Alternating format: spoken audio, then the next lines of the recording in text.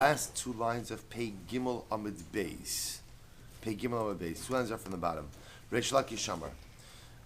Reish Lakish Shamar. So our shir this morning is dedicated by Aaron and Alana Weinberg in honor of the 7th anniversary of the complete refuah of Yonatan Weinberg. We hope that in the merit of our Talmud Torah, this young man will enjoy a life filled with Gesund ad me'eve'esim shanim tovos. Let's begin. Reish Lakish Shamar. So remember, we're still in the sugya here, dealing with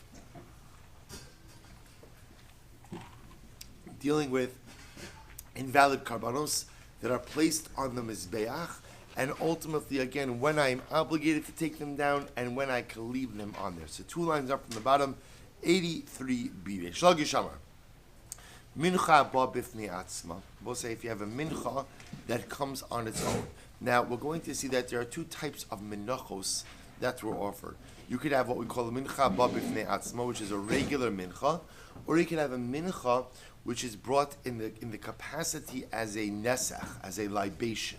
The difference between them is as follows: a mincha that is brought as nesachim ultimately is fully burned on the mizbeach, versus a mincha ba bifnei atzma, which is what we call a classic mincha.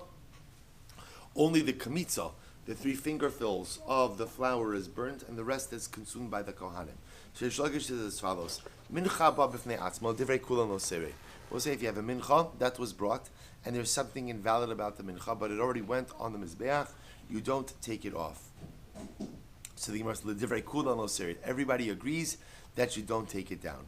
The divrei Rabbi Yossi Rabbi Akiva terei. We'll say an interesting verbiage here. Everyone agrees that you don't take it down, except those who disagree.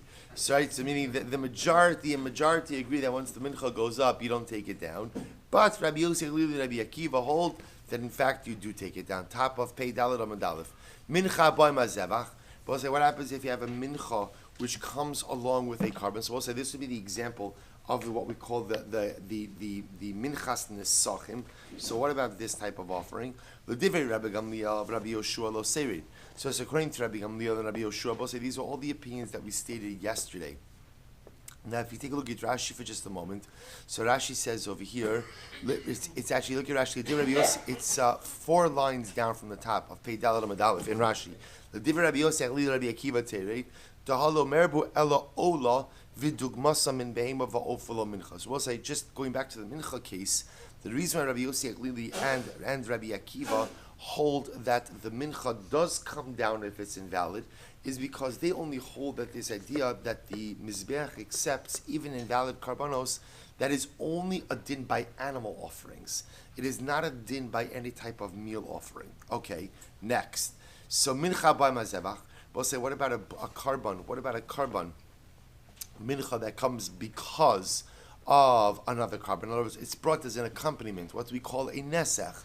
It's brought as an accompaniment to a regular carbon. So what's the halacha? So the Gemara says, mincha ba mazevach l'divrei Rabbi Gamliel Rabbi Yoshua lo serid. According to Rabbi Gamliel and Rabbi Yoshua, you don't go ahead and take it down even if it's invalid. L'divrei kulan tered. But according to everyone else, in fact, you do go ahead and take it down. Because I will say this would be viewed ultimately again as almost like an animal offering. So the Gemara goes weiter. So the Gemara goes Nisachim haboim bifnei atzman. What about the nesachim? What about if a carbon mincha it's brought as a nesach is brought on its own? So and again it goes in the mizbeach, but it's invalid. The divrei kulan yerdu. Everyone agrees that it should come off the mizbeach. The divrei Rabbi Gamliel Rabbi Shimon lo yardu. But also according to Rabbi Gamliel Rabbi Shimon, you do not go ahead and take it down.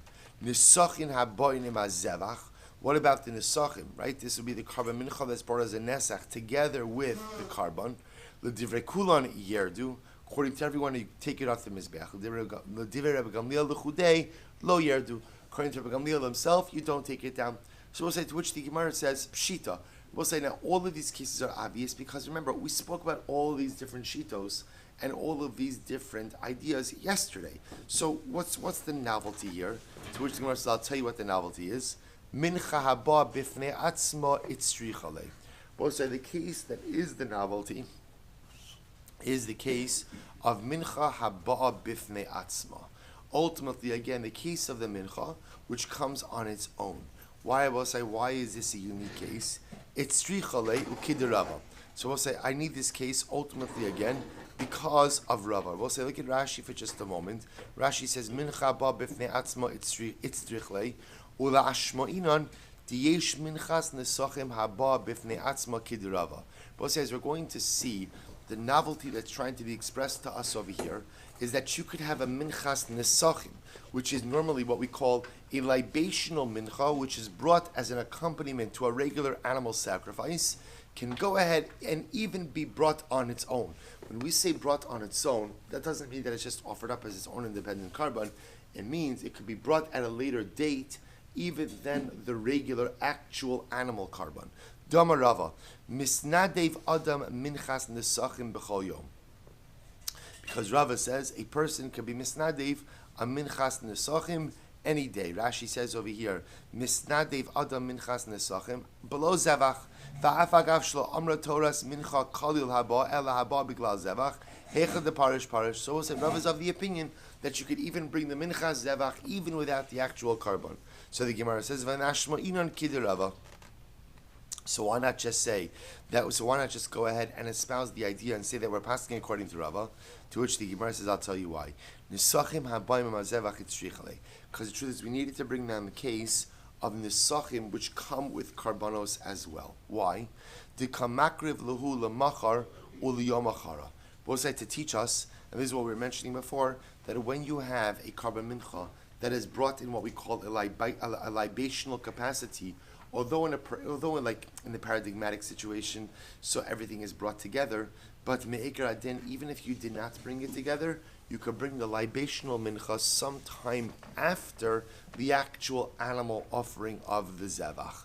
Meaning lemachar, the next day, ul yom machara, or some subsequent day. Saladai Chamina, and I will say, why is this novel? Because I would have thought, hoil va'omer mar minchasam v'niskehem balayla, minchasam v'niskehem lemachar. Because I will say, ultimately, again, the pasuk says, minchasam v'niskehem. That teaches me ultimately that the carbon cup, that part of the carbon can be offered up at night. Minchasam v'niskehem lemachar. That part of the carbon could be offered up the next day. Kinesachin haba'in bifnei atzman damu. So ultimately, again, that they should be counted like the carbon itself. And I was supposed to say, just like the carbon has to be brought in a specific time, so too I would have thought that the libations, the mincha libations that are brought to accompany it, also have to be brought at a particular time. Umodi Rabbi Shimon de lo yardu, and Rabbi Shimon therefore would agree that if they go up on the mizbeach, they don't come off. Kamash Shmuel and Rabbi say that is not the case. So Kamash Shmuel and ultimately again that they do come off the mizbeach if they are in fact invalid. But also furthermore, the novelty over here is that the libational menachos can be actually offered at a later time than the primary carbon. So that's the interesting novelty over here, because normally we would assume that whatever are the accompanying libational aspects of a carbon are bound by the same halachos of the carbon itself. But here we see that halacha l'maisa, the menachos that are brought as in the sachim can actually come even at a later time than the primary carbon itself. Good, says the Mishnah. Elu. Suppose I still continuing on what comes up doesn't always come down, right? What goes up on the mizbeach sometimes stays up on the mizbeach. But yeah, we're going to see now that there's another category of items which, even if they go up on the mizbeach, are taken down. Elu im alu lo yerdu. We'll say these are the karbanos where if they go up on the mizbeach, they are not taken down. What are they? Halon.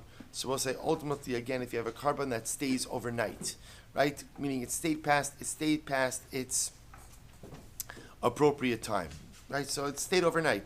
They will say, and remember, I want to point out, so if you went ahead and then you then put it on the mizbeach, so you don't take it down. We're assuming over here that we're talking about shogeg cases. These are all inadvertent situations of karbanos, bless you, that were technically invalid. Someone made a mistake and put it on the mizbeach. So the shaila then becomes, when do you leave it up on the mizbeach versus when must you take it down? So elu im alu lo yardu. These are the examples of karbanos where if they go up on the mizbeach, you don't take them off. Halal. So case number one is you left a carbon sitting overnight without offering it up, and accidentally the next day you put it on the mizbeach, you don't take it down. Hayotze. But say a carbon that accidentally was taken out of the confines of the Beis Hamikdash comes back in, ultimately again accidentally put on the mizbeach, you don't take it down. Tameh, a carbon that becomes tameh. V'shenishchat chutz lizmano v'chutz limkomo, or a carbon that was shechted outside of its prescribed time or outside of its prescribed place. V'shekiblu psulin, or I will say old v'zarko damo, or a kohen who is pasul did the Kabbalah or did the Hazah, did the sprinkling of the blood. So we'll say all of these are cases where if the carbon, all of these cases are cases where a carbon should not be offered. In other words, what do we normally do with carbonos in these type of circumstances? We burn them. We burn them. Not on the Mizbeach, in the Beis Hadesh. We just simply get rid of it and we discard it. What the Gemara's the Mishnah over here is if I inadvertently went ahead and placed it on the Mizbeach, I do not take it back down. Rabbi Huda Omer, Shenishchat Balayla, if you have a carbon that was accidentally shechted at night. Most remember again, we don't shecht carbonos at night. So it was accidentally shechted at night. And V'nishpach Dama, or again, its blood was spilled. We both say this is a case ultimately again where Zrika wasn't done, right? The blood spilled. Or V'yatsa Dama Chutz L'Kilayim, or its sacrificial blood was taken outside of the curtains of the Beis HaMikdash. Im also tereit. In all of these cases, this carbon should not be offered, but if it was put on the Mizbeach, you take it down. So we'll say these are cases, Rabbi Huda will say, where if it goes up, you take it down. Rabbi Shimon Amar lo sereit. Rabbi Shimon says you don't take it down. Why? Shahare pisula bakodesh.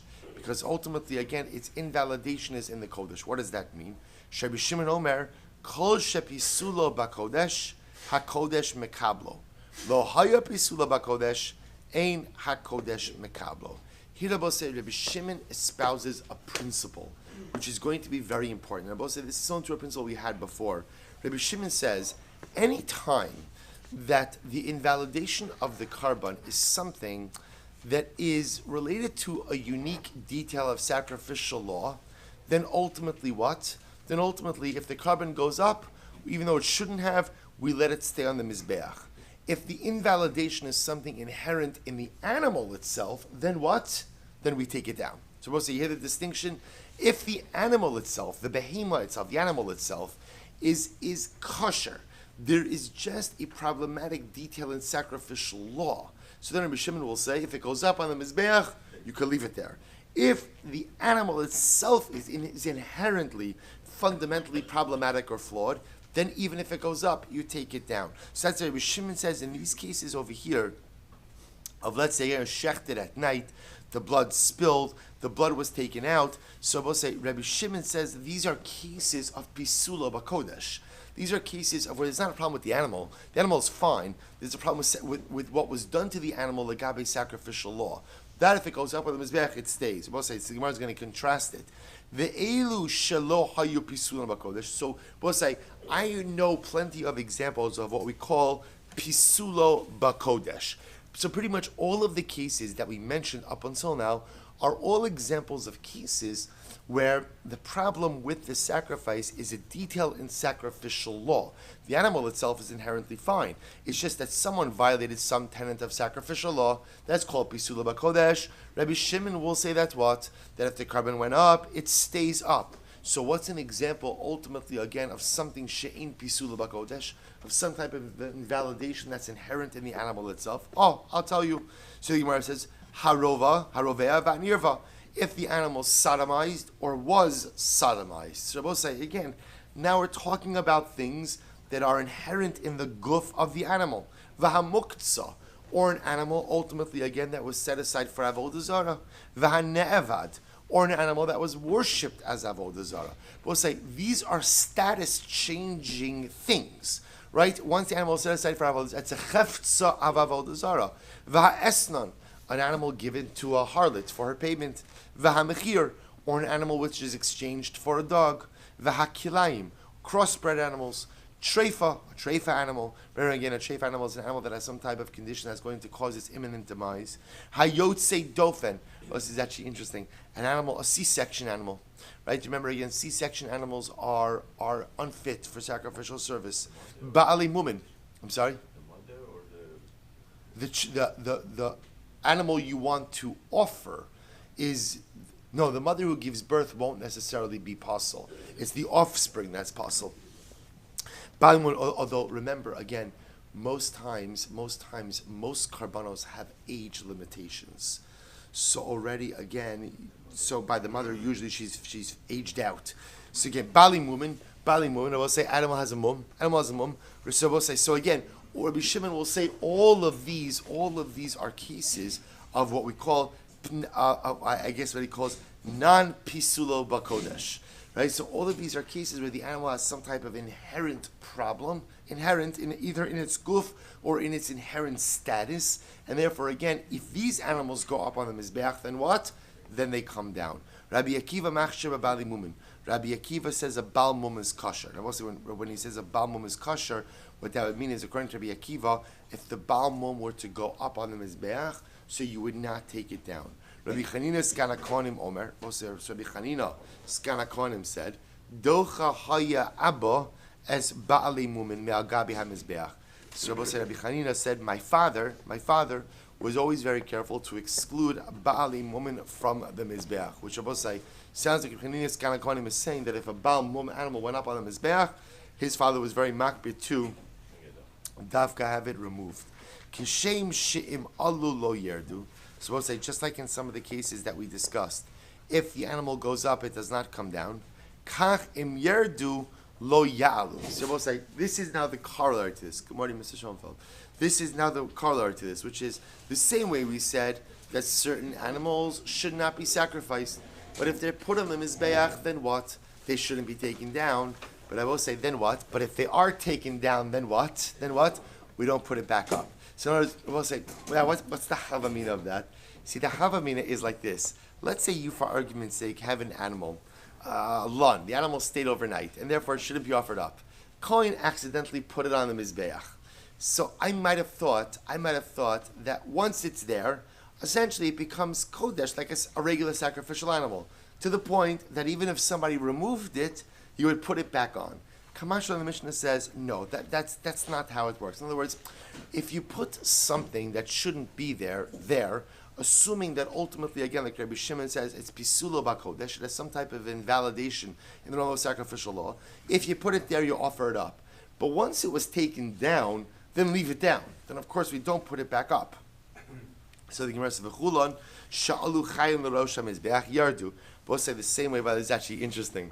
Let's say you have a little bit of a stray, and what happens? The animal, the carbon, runs up the mizbeach while it's alive. I'm both saying what this would be now. Remember again, this would be a very strange case because remember, live animals, of course, were never taken in to the actual Beis Hamikdash, right? So the truth is, I take that back. Remember, animals were often shechted right by the side of the outer mizbeach. Obviously, nothing's really going inside.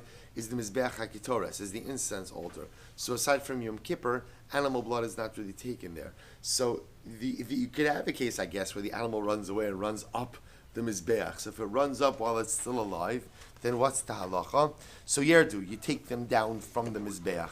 Take them down. So the Gemara says, Ola sha'alsa chaya l'rosh mizbeach. But if you have an ola that went up the mizbeach apparently while still alive, tereit, ultimately again you should take it down. Shechta b'rosh mizbeach. But if you ended up shechting it there on the top of the mizbeach, then yafshit v'yinsacha b'mkoma. So we'll say if you end up shechting it on top of the mizbeach, then interestingly enough, what the Mishnah says is what? Then perform the rest of the sacrificial service on top of the mizbeach as well. Go ahead and skin it, right? Go ahead and remove the hide, cut it up into pieces right there. Interesting halacha, which we'll explore a bit more. We'll say, so for our purposes, what comes out over here is as follows. So we're beginning to go ahead and create categories of when an invalid korban is able to remain versus when it has to be taken down. But perhaps the most important thing that this Mishnah gives us is the klal of Rabbi Shimon. Kol shepisula bakodesh. Whenever you have an animal that has some type of sacrificial invalidation, the idea is the animal itself is fine, but there is ultimately some invalidation from al sacrificial law, al silchos karbanos. Then the halacha is im Allah lo sered. If it goes up, don't take it down. On the flip side, if the flaw is if the issue is fundamentally inherent, either physically or in the character of the animal, then halacha lemaisa, if it goes up, you do in fact take it down. The example of that would be the animal that was set aside for avodah zarah, the animal which engaged in some type of immoral act. Those animals, even if they go up, are taken down. Says the Gemara, Tanya, Rabbi Yehuda Omer, Zos hi ha'ola. So we'll say, so the pasuk says, the pasuk by ola, that phrase doesn't appear as a phrase. Those are three words that appear in the pasuk. Tzaves arum espanav lemor, Zos toras ha'ola, hi ha'ola al mukdal mizbeach kalalayla adaboker ve'esh ha'mizbeach tu kadbo. So we'll say there are three what we call specific words in that pasuk: Zos, hi, and ha'ola. So if you look at Rashi, Rashi says Zos mi'uta, v'hi mi'uta, and hey da'ola mi'uta. So we'll say, so these three words are miut words, right? Are limiting or exclusionary words. What are they coming to limit or exclude? So Rabbi Yehuda Omer, Zos hi ha'ola hare'elu gimel mi'utim. But we'll say, so what does this come to exclude? What does this come to exclude? Prat l'shenishcha tabalayla, v'shenishpach dama, v'sheyatza dama chutz l'kilayim. So also it comes to exclude the following cases. Either that the ola was shechted at night, or that its blood spilled before it was able to be sprinkled, or the blood was taken outside of the confines of the Beis HaMikdash. In all of these cases, Shem also Teiret. That Allah will say, in all of these cases, if the ola went up, it's got to come down. It's got to come down. They will say that's Rabbi Yehuda. Rabbi Shimon Omer, Ola, Ainli Ella Ola Kshera. So excuse me, Rabbi Shimon says, Ola, the pasuk says, Ola, I only know that you could offer up an Ola that's kosher. Minayin the Rabbos, Shenishcha Tabalayla, Vishenishbach Dama, Vishiyatza Dama Chutz L'Kilayim, Vahalon, Vayotze Vatame. So I'll say, so now, let me go back for a second. So I'll say, Rabbi Shimon says, so again, we have Rabbi Yehuda who says, Zos hi and ha'ola are three miut words that appear in the context of ola. Why three miut words? To exclude three cases. What are the three cases? An ola that was shechted at night, an ola whose blood spilled before zrika, and an ola whose blood went out of the confines of the Beis HaMikdash. In all three of those cases, you may not offer up that ola. That's Rabbi Shimon. That's Rabbi Yehuda. Rabbi Shimon comes along and he says as follows. The Torah says ola. Now, when the Torah says that offering up an ola, I know that applies to what we call an ola kshera, a kosher ola. So the Gemara says, Minayin the Rabbos, how do I know that I could even offer up the following cases, the following olos? Shenishcha tabalayla, an ola that was shechted at night. Shenishbach dama, the blood spilled before zrika. Sheyatza dama chutz l'kilayim, the blood was taken outside of the confines of the Beis HaMikdash. Vahalon, an ola that was kept overnight. Hayotze, a carbon that was taken outside of the confines of the Beis HaMikdash. Vahat tameh, or a carbon ola that became tameh.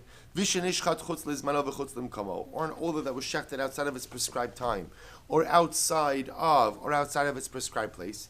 Vishekiblo psulin, or an ola where kabbalah of the blood was done by a kohen who was pasul. Vizarko estamoni also did the zrika. Or hanitanin lemata shenasna lemala. Or I will say, what about a case where I have a carbon whose blood was supposed to be placed on the mizbeach below the chut hasikra, below the red line, but was placed above? Or ulemala shenasan lemata. Or ultimately, again, the blood was supposed to be placed above the red line, but was placed below the red line. Or v'hanitanin b'chut shenisnan b'fnim, or a carbon whose blood application was supposed to be done inside the Beis HaMikdash, but was done outside the Beis HaMikdash. Or b'fnim shenasnan b'chutz, or the blood was supposed to be placed on the inside, but was done on the outside. Upesach v'chata sheshachtan shalol lishman, or a pesach or a chatas which were shechted shlosh. So now comes along Rabbi Shimon and essentially says, Ola teaches me that a kosher carbon can be offered up on the mizbeach. Where do I learn that even if the carbon was invalidated for any of these entire litany of reasons that we just discussed, that if it went up on the mizbeach, I leave it there? And therefore, we'll say, because let's be clear, I know you know this, but I'll say it anyway. Everyone agrees, of course, that lechatchila, when a carbon is pasul, of course you don't offer it up. We're dealing with cases where the carbon was inadvertently placed on the mizbeach. So the shaila is, once it's there, what do I do with it? So Rabbi Shimon now gives this exhaustive list, which is pretty much reflective of the Mishnah, and says, Ola teaches me that a kosher carbon is offered up. How do I know that even if a carbon is invalid because of any of the stated reasons over here, it is offered up as well. Talmud Lomar, Toras Ha'olah. Therefore, we'll say the pasuk says, Toras Ha'olah. Riba, Torah Achas L'chol Ha'olim. Torah is coming to teach that there is one Torah for anything that ascends on the Mizbeach. What's the one Torah? Shem Alu, Lo Yerdu. That once it goes up, it does not come down. Look at Rashi for just a moment. Torah Sa'olah, Shehi Al Mukdah, Shetei Sham Alayla Adaboker Velo Seri. So we'll say Rabbi Shimon has this dramatic drasha of Torah Sa'olah. So the way he interprets it is Torah Sa'olah means this is the Torah for the item which ascends. Once it ascends the Mizbeach, then what? Even if technically speaking it's sacrificially invalid, it stains on the Mizbeach and is offered up on the Mizbeach. Incredible. So the Gemara says, Riba Torah Achas Chol Olim, Shem Alo Yerdu, Yochol Shanimar Be'harova V'hanirva. So we'll say, so I might have thought, well, if that's the case, maybe we should also include what? An animal that's sodomized, that was sodomized, V'amuktzah, an animal set aside for Avodah Zarah, Hane'evad, an animal that was actually offered, that was worshipped for Avodah Zarah, Esnan, payment for a harlot, Mechir, an animal sold for a dog, Kilayim, crossbred animal, Treifa, an animal that's a treifa, Yotze, Dof, an animal that's born through a C-section. I might have thought that it comes to include all it, meaning we'll say maybe Torah Sa'olah means even if these animals were offered up, then what? They stay and they're not taken down. To which the Gemara says, Talmud Lomar, Zos. Therefore comes along Rabbi Shimon and says, no, there is a limiting word. I'm sorry. That limiting word is Zos. We'll say, what does Zos mean? Zos means this one. Zos teaches us that some animals, once they go up, do not come down, and other animals, even once they go up, do come down. The first list are a list of animals that once they go up, remain on the Mizbeach, versus the second group of animals, which ultimately, again, if they go up, they still come back down. To which the Gemara asks, Uma ro'is l'rabos es elu, ulahotzi es elu. So I don't understand, how do you know, now we already know because we saw the Mishnah, but how do you know how to distinguish? How do you know that the first category of cases are all cases where if the carbon goes up, it remains on the Mizbeach, yet, the second category, Rova, Nirva, Muktzah, Ne'evad, Esnan, Mechir, Kilayim, Treifa, Yote, Dofen. How do you know that in all of those cases, ultimately, again, even if the carbon comes up, even if the carbon goes up, you take it down? To which the Gemara says, Mara is the Rabbi Selu Hotzi Es Elu, Acher Sheriba HaKosov, Amud Beis. Umiyet. So we'll say, here's what we know from the pasuk. See, remember how this whole discussion started.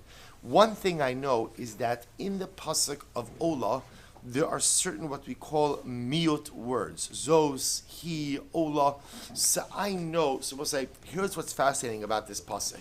On one hand, that phrase of Zos Torah Sa'olah tells me that what? Or I should say, Torah Sa'olah teaches me that the pasuk is coming to teach a general principle, but the word Zos is also coming to limit the application of that principle. Now that's what Rabbi Shimon is doing right now. He is applying the principle of Torah Sa'olah, that once it goes up, it doesn't come down. And he's applying that to certain cases. And he's applying Zos to tell you that it doesn't apply to other cases. To which the Gemara says, so how do you know which cases it applies to, which cases it doesn't apply to? Meaning, where do you know that from? To which the Gemara says as follows. To which the Gemara says, I'll tell you, Mar be'ani es elu shahaya pisulan bakodesh. So to which the Gemara says, I'll tell you how. And they both say, this is back to the principle in the Mishnah. I will include in Torah Sa'olah those cases, shahaya pisulan bakodesh, where I both say what disqualifies them is what? Is a detail in sacrificial law. I will include those cases that are disqualified because they did not comply with some element of sacrificial law. Umotzi anias elu shelo haya pisulan bakodesh. And I will exclude the cases, Rabbi say, where the disqualification has nothing to do with sacrificial law. Well, it has to do with sacrificial law, but rather the disqualification is what? Is inherent either in the actual physicality or actual status of the animal. So we'll say this goes back. This is exactly what we saw in the Mishnah. So remember again, if you look at the disqualified cases, for example, treifa will be a case where the animal itself inherently physically is disqualified. So muktzah, the animal again has a status issue, an identity issue of being avodah zarah. So herein lies the distinction. When is pisula b'kodesh? When the disqualification is because the carbon didn't comply with some element of sacrificial law, will apply the concept of Torah Sa'ula, meaning that once it goes up on the Mizbeach, we don't take it down. But if it's Ein Pisula B'Kodesh, but instead again it is an inherent disqualification either in the physicality or identity / status of the animal, then I'll apply what? Zos. And Zos says that this will be the type of situation where even if it went up, what's the halacha? Take it back down. Rabbi Yehuda learns it out from here. To which the Gemara says, good. Rabbi Yehuda Ma'aseh Mehacha. Mipnei ma omru lan bidam kosher. So this is actually very interesting. So Rabbi Yehuda says as follows. Why is it that we say lan bidam kosher? Which also means as follows. If you have sacrificial blood that ended up sitting overnight, so obviously you're not supposed to apply it. But if you do apply it, you don't have to remove it from the Mizbeach. In other words, you wouldn't have to wipe it down from the Mizbeach. So, how do I know that? I'll tell you why. Shari lon kasher be'imurin. Because they're both saying, we have kind of like, what's the word? We have a precedent. What's the precedent? The precedent is the case, ultimately, again, of emurin. I'll both say, what's emurin? Emurin has sacrificial limbs. Look at Rashi. Shari lan kasher be'emurin. Shim alu lo yerdu. We'll say, so the halacha is ultimately, again, that if you have limbs of an animal that ultimately stayed overnight and were not offered, and then the next day you went ahead and you offered them up on the Mizbeach, in other words, you inadvertently placed it on the Mizbeach, that you don't take it down. So the Gemara says, just like we know that by emurin, if you left it overnight and then you put it up on the Mizbeach the next day, that's what? That you're allowed to leave it on the Mizbeach. So too by dam, by blood, if you went ahead and you left it overnight and then you accidentally put it on the Mizbeach, you can leave it there the next day. To which the Gemara says, Lon be'imurim kosher. Now the Gemara is kind of unraveling this a little bit. How do I know that? How do I know that by sacrificial limbs, we'll say that if I left it overnight, because remember again, normally leftover limbs are burnt on the Mizbeach over the night. If I didn't put it on the Mizbeach, but I left it overnight, how do I know that the next morning I am permitted to go ahead, or the next day, if I put it on the Mizbeach, I can leave it there? Shahare lan kasher bebasar. I'll tell you why I will say, because ultimately, again, we see this concept by sacrificial meat. Now, I will say, where do we see the concept by sacrificial meat? This is very interesting. Rashi points out over here, Shahare lan kasher bebasar, kigon basar shlamim hane'echol l'shem. Bless you. I will say, shlamim, the halacha is consumed for 2 days. So the Gemara says, we see that there's a concept of sacrificial meat being left over for a second day. Now, this example over here of sacrificial meat being left over for a second day, I will say, is sanctioned leftovers, right? Because remember, shlamim can be consumed for 2 days. So the Gemara is saying something amazing, that once I see that there's a concept of sacrificial meat being left over to the second day, and you could still consume it, because that's the halacha, ultimately, again, by shlamim. So I learn out that what? I learn out that even if you have limbs left over till the next day, if it went up on the Mizbeach, you could still burn it. And from that, I learned that what? That if you have blood left over to the second day, then what? If you offered it up, you could leave it. Now, both say, I know what you're thinking. This doesn't make any sense. You're learning out something that is invalid from something that is valid. So we'll say, since what the Gemara just did over here is said, once we see a concept by shlamim, that if something is quote-unquote left over to the second day, it could still be used, even though by shlamim, it's sanctioned leftovers. We're learning out from there that if you left over blood, or if you left over limbs, and then if you left over blood, ultimately, again, if you put it on the Mizbeach, you could leave it there. Similarly, Yotzei, so we'll say, if, let's say again, the korban was taken outside of the confines of the Beis HaMikdash, and then placed on the Mizbeach, what's the halacha? The halacha is ultimately, again, if you placed it there, you don't take it down. Why? Shayotze kasher abama. Because we have a precedent for this as well. What's the precedent? Bama. We'll say, what's a bama? A bama is a personal altar, which means that there's the technical ability to offer up karbanos outside of the Beis HaMikdash. Once I have a precedent for offering up karbanos outside of the Beis Hamikdash, what does that teach me? That if I inadvertently took my carbon outside of the Beis Hamikdash and then took it back in and put it on the Mizbeach, guess what? You can leave it there. Tameh. But say, what about Tameh? So again, remember, halacha l'maaseh, if the carbon is Tameh and then I accidentally put it on the Mizbeach, so again I can leave it there. What's the precedent for that? Hoil v'hoter la'avoda sibor. Because this is actually very interesting. We have a concept of Tumah Hutra B'Tzibur. Tumah Hutra B'Tzibur means, we've learned this concept before, 51% of the Tzibur becomes Tameh, of the congregation of the nation of Israel becomes Tameh. Then halacha l'maaseh, you could offer up certain communal karbanos. Meaning what? We see a precedent for karbanos being offered up at Tumah. Once I have that precedent, that tells me that if I inadvertently placed the carbon on the Mizbeach while Tameh, I leave it there. Chutz lizmano, but say, what about if the carbon was left over outside of its prescribed time? Then I place it on the Mizbeach, I'm allowed to leave it there. Hoil umeratza lepigulo. Because say, even chutz lizmano ultimately, again, has a carbonic impact in that it affects pigul. Chutz lim komo, if I did it outside of its prescribed area, hoil v'iskish lechutz lizmano. It was compared ultimately again to the case of chutz lizmano.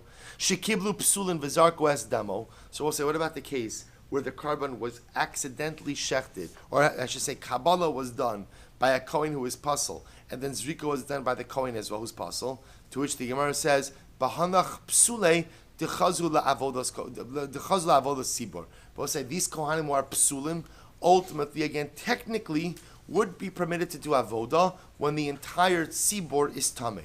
So we'll say, see what's happening over here? What the Gemara just did, what Rabbi Huda just did over here is something dramatically amazing.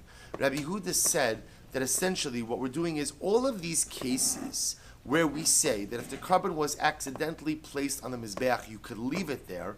All of these cases, the reason why you could leave it there is because they have some type of precedent in normative sacrificial law. To which the Gemara says, but I'll tell you why this doesn't make sense.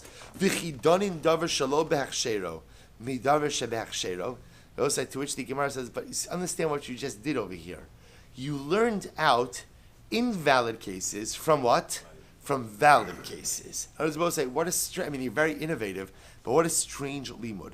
You learned out cases where the carbon is invalid, placed on the Mizbeach, that you could still leave it on the Mizbeach based on the fact that there are similar cases which are kosher. So how can you learn out the validity of the kashrus, so to speak, of invalid offerings from the fact that somehow they resemble kosher offerings? To which the Gemara says, you're right. Tana azos Torah sa'ola riba samichle. To which I will say, the Gemara says that in reality, the Tana, actually Rabbi Huda is agreeing with Rabbi Shimon. And in fact, he's learning out these halachos as Rabbi Shimon did, ultimately again from the pasuk Zos Torah Sa'ola. He's learning it out from there. But rather, again, this drasha ultimately, Rabbi say, is much more b'Torah's asmachta. So ultimately, again, he's agreeing with the drasha, but he's agreeing with the previous drasha, but halacha l'maisa adding on this other concept of what we'll call sacrificial precedent to establish the validity, the ex post facto validity of these karbanos as well. So we'll say what comes out over here is as follows. What comes out is that halacha l'maisa, we so far have Rabbi Huda, Rabbi Shimon pretty much saying the same type of idea, just learning it out from in really two different ways, but both seemingly coming back to the same drasha of Torah Sa'ola.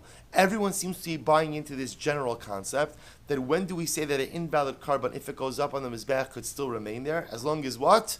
Kol shepisula bakodesh. As long as the animal itself is totally fine, just there's a problematic detail in sacrificial law. If it went up, it stays up. If it's in pisula bakodesh, then what? In other words, if the animal has a problem, either in its inherent physicality or identity/status, then the halacha is that even if it went up, it comes back down. So we'll stop over here for today. I'm going to share with you a short idea of the parasha.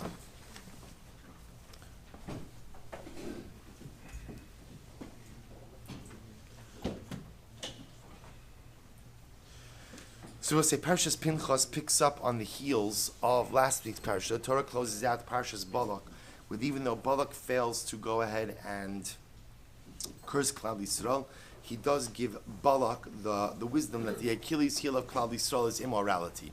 So we know the story. So the daughters of Midian go ahead and engage in immoral behavior with many of the Jewish men. Story of Zimri and Cosby. Pinchas goes ahead and kills Zimri, was a tribal prince. Together with Cosby was a Midianite princess, and ultimately again stops the plague that is ravaging Klal Yisrael as a result of this immorality. Pinchas in the beginning of this week's parasha, the Ribbon Shalom essentially gives him the seal of approval. HaKadosh Baruch Hu tells him that ultimately again, Lachein Emar Hineni No Sein Lo Es Brisi Shalom. So remember again, we'll say in the aftermath of Pinchas' act of religious zealotry, so the shaila is, did Pinchas do the right thing or not do the right thing? Remember again, he didn't act with its tzivui from Hashem. It's not like God commanded him to do what he did. He did it. So obviously the great unknown is God happy or unhappy with what Pinchas did? In the beginning of Parashas Pinchas, the Ribbon Shalom says, I am happy with what he did. V'haraya, lachein amar, therefore say to him, Hineni no sein lo es brisi shalom. I am giving Pinchas my covenant of peace. V'haisalo ulizaro acharov bris kuhunas olam. And I'll ultimately again therefore tell him and his children afterwards that I'm giving him the eternal covenant of the Kuhuna. We'll say, remember again very quickly, although Pinchas, you'll see, it's like, it's funny. How do you become a Kohen? How do you become a Kohen? If your father's a Kohen, that applies to everyone except Pinchas. Pinchas saw his father become a Kohen, his grandfather become a Kohen, yet he did not become a Kohen. Because remember again, there was a technical issue over here. At the time that the Kohanim were chosen, it was Aaron, his 4 sons. And that kahuna only passed down to children whom they would have after their Kohanic designation. But any children who were already alive at the time of Kohanic designation did not become Kohanim. Pinchas was alive at the time that his Zayda Aaron and his father Elazar were chosen. So amazingly enough, he sees his father and his grandfather become Kohanim, but he was not a Kohen. He earns the bris kahuna as a result of his incredibly brave and dynamic activity. So the Sfas Emes asks an interesting question. The Sfas Emes says, the Ger Rebbe says, that obviously HaKadosh Baruch Hu is giving, why is HaKadosh Baruch Hu rewarding Pinchas with the bris kahuna? Or HaKadosh Baruch Hu could have rewarded Pinchas' act of religious zealotry in a variety of different ways. But yet he chooses to reward Pinchas with the bris kahunas olam, with the kahuna. So the Sfas Emes says, Ma kana mida keneged mida. Why the kahuna? Why? So obviously, if he's giving them a kahuna, I will say, so then obviously there's some type of mida keneged mida. There's some type of what we'll call like divine reciprocity. Pinchas, you did something, and therefore as a result of what you did, I give you bris. It's not just the pshat that he's giving him a reward. It's a specific type of reward. What's the mida keneged mida? What's the reciprocity? Why is the bracha that Pinchas is given the kahuna? And the Sfas Emes says something so beautiful. He says, Lefi shebe emes hayu b'soch b'nei Yisrael harbe sheis baisho masa zimri v'tztaru al zeh. The reality is, Pinchas was not the only one who was bothered by the immorality committed by Zimri and others. So we'll say, suppose there are many people who were troubled by the immoral behavior. So what was the difference between Pinchas and everyone else? This is so profound. Pinchas hotzi machshavta min hakoach al hapoel. What's the only difference between Pinchas and everyone else? It was Pinchas did something. Pinchas did something. Pinchas didn't just experience pain and say, oy vavoy, but Pinchas took the pain that he was feeling and he translated that emotion into dynamic physical activity. Vizohi ke'ein avodas kohanim. And the Sfas Emes says that this is very similar to the Kohanim. We'll say, what do the Kohanim do? So the Rebbe says so beautifully, the Gemara quotes, Kohanim shluchei didan. The Kohanim are the representatives of Klal Yisrael. Lahotzi avodas halev shel bnei Yisrael min hakoach al hapoel. So we'll say, to say this a little bit differently, who are the Kohanim?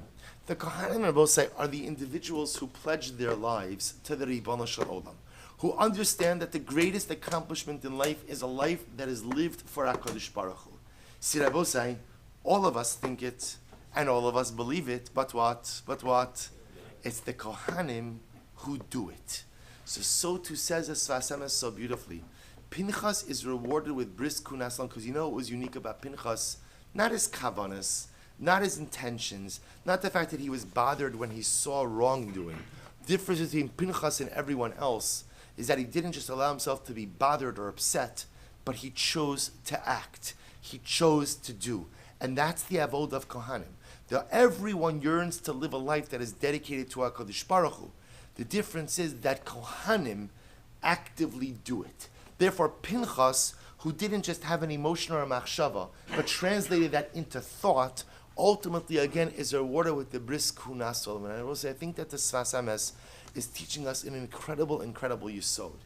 That many of us go through life with incredible desires and aspirations, beautiful dreams, right? A pining and a yearning to be great, a desire to become something so beautiful. The problem is, we often just think about it, and we never actually do anything about it. So many of us have such well thought out, incredible hashkafas, right? This is my life approach. This is my ideology. Wonderful. Where do you see it in your life? See, Rabbi saying, if you want to know what your hashkafas are in life, see, people always like to talk about hashkafa. If you want to know what your hashkafa is, people should be able to see what your hashkafas hachayim is based on the way that you act.